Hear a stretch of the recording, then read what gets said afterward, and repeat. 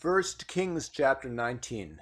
And Ahab told Jezebel all that Elijah had done, and withal how he had slain all the prophets with the sword. Then Jezebel sent the messenger unto Elijah, saying, So let the gods do to me, and more also, if I make not thy life as the life of one of them by tomorrow about this time. And when he saw that, he arose and went for his life, and came to Beersheba, which belonged to Judah, and left his servant there. But he himself went a day's journey into the wilderness, and came and sat down under a juniper tree. And he requested for himself that he might die, and said, It is enough now, O Lord, take away my life, for I am not better than my fathers. And as he lay and slept under the juniper tree, behold, an angel touched him, and said unto him, Arise and eat. And he looked, and behold, there was a cake baken on the coals, and a cruse of water at his head. And he did eat and drink, and laid him down again. And the angel of the Lord came again a second time, and touched him, and said, Arise and eat, because the journey is too great for thee. And he arose and did eat and drink, and went in the strength of that meat 40 days and 40 nights unto Horeb, the mount of God. Unto Horeb, the mount of God.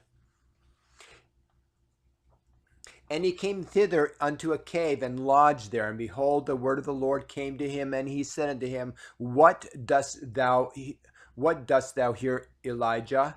And he said, I have been very jealous for the Lord God of hosts, for the children of Israel, forsaken thy covenant, thrown down thine altars, and slain thy prophets with the sword. And I, even I only, am left, and they seek my life to take it away. And he said, Go forth and stand upon the mount before the Lord. And behold, the Lord passed by, and a great and strong wind rent the mountains, and brake into pieces the rocks before the Lord. But the Lord was not in the wind, and after the wind an earthquake. But the Lord was not in the earthquake, and after the earthquake a fire. But the Lord was not in the fire, and after the fire a still small voice.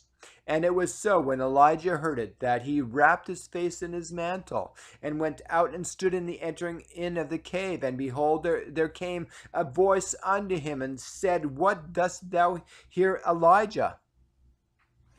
And he said, I have been very jealous for the Lord God of hosts, because the children of Israel have forsaken thy covenant, thrown down thine altars, and slain thy prophets with the sword. And I, even I, only am left, and they seek my life to take it away. And the Lord said unto him, Go return on thy way to the wilderness of Damascus, and when thou comest, anoint Hazael to be king over Syria, and Jehu the son of Nimshi shalt thou anoint to be king over Israel, and Elisha the son of Shaphat to Abel Meholah shalt thou anoint to be prophet in thy room.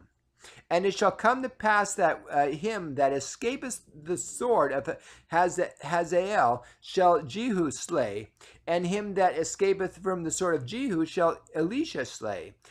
Yet I have left me 7,000 in Israel, all the knees which have not bowed to Baal, and every mouth which hath not kissed him.